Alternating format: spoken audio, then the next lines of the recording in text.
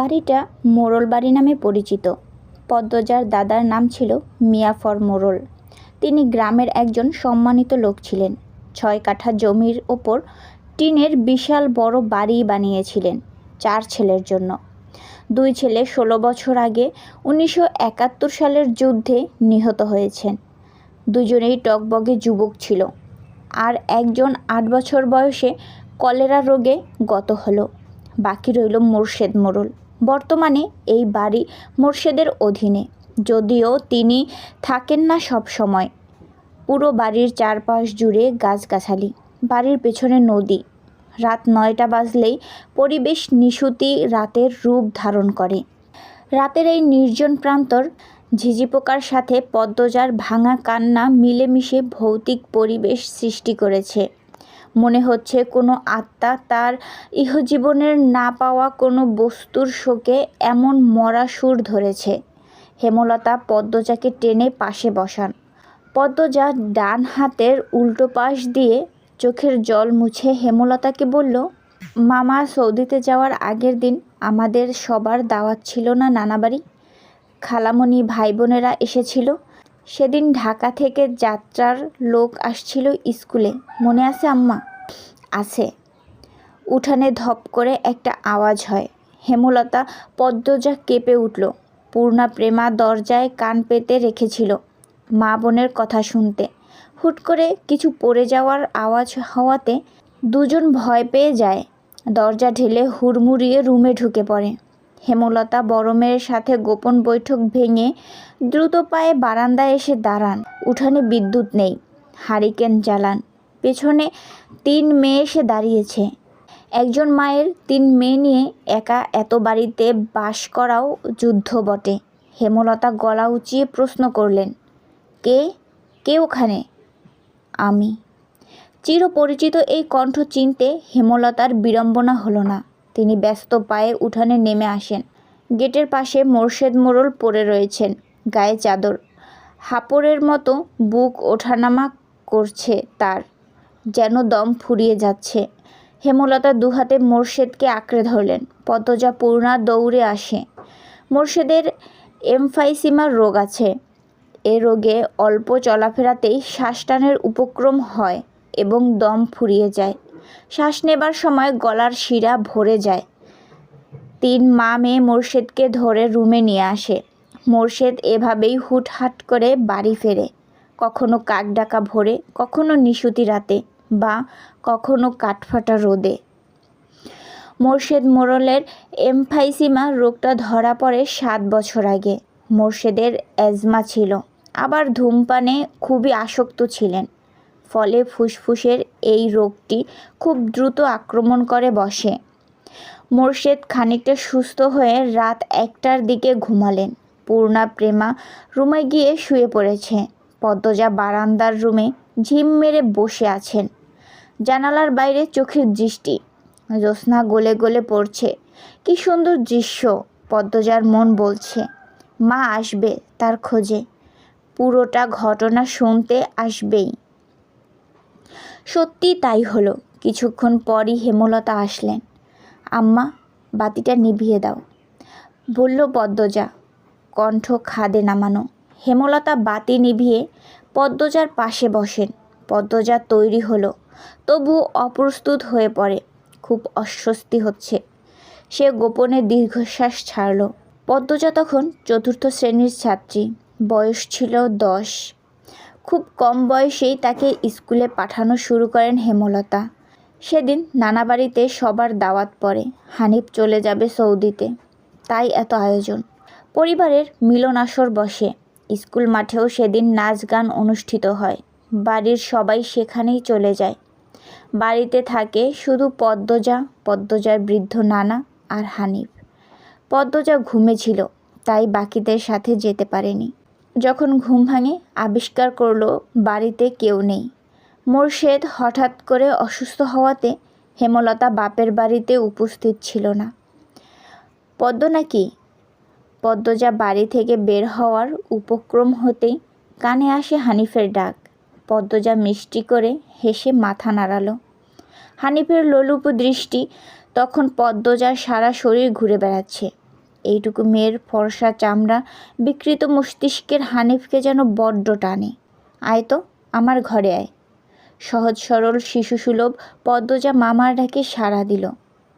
সে শুনেছে মামা ভাগ্নে যেখানে, আপদ নেই সেখানে, অথচ সেদিন সে মামাকেই ঘোর বিপদ হিসেবে জানল। পদ্মজা রুমে ঢুকতেই হানিফ দরজা লাগিয়ে দিল। পদ্মজার মন কেমন করে ওঠে হানিফের অদ্ভুত চাহনি আর দরজা লাগানো দেখে। হানিফ কুৎসিত অঙ্গভঙ্গি প্রদর্শন করতে থাকে। পদ্মজার দেখতে খুব খারাপ লাগছে, ভয় করছে। এদিকে আয় তো, তোর লাগে গল্প করি। হানিফ বিছানায় বসে পদ্মজাকে কাছে ডাকছে। পদ্মজার কাছে যেতে সংকোচ বোধ করে। হানিফ পদ্মজার ডান হাত ধরে টেনে কোলে বসায়। তুই জানোস তুই যে সবার থেকে বেশি সুন্দর? হানিফের প্রশ্ন পদ্মজার কানে ঢোকেনি। সে মোচড়াতে থাকে হানিফের কোল থেকে নামার জন্য। আপত্তিকর স্পর্শগুলো পদ্মজার খুব খারাপ লাগছে, কাঁদতে ইচ্ছে হচ্ছে।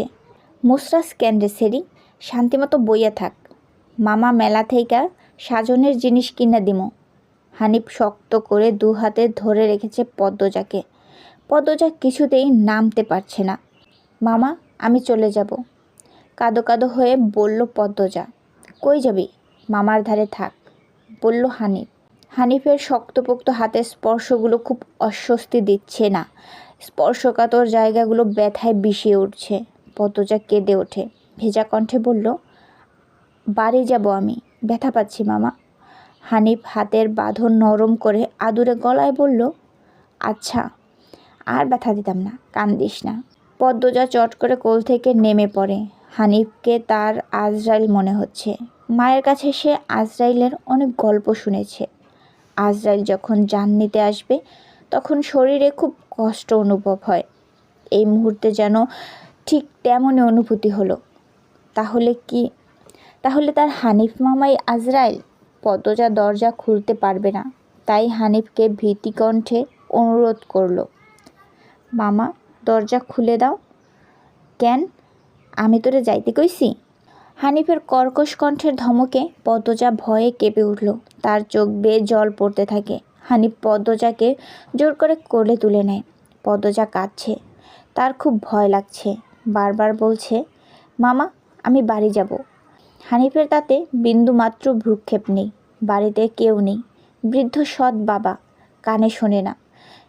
পদ্মজা হানিফকে কিল ঘুষি দিতে থাকে, সেই সাথে জোরে জোরে কান্না শুরু করে। এভাবে কাঁদলে পাশের বাড়ির যে কেউ চলে আসবে। হানিফের রক্ত টকবক করছে উত্তেজনায়। সে দ্রুত ওড়না দিয়ে পদ্মজার মুখ হাত পা বেঁধে ফেলল। পদ্মজার দু চোখের পানি হানিফের চোখে লাগেনি।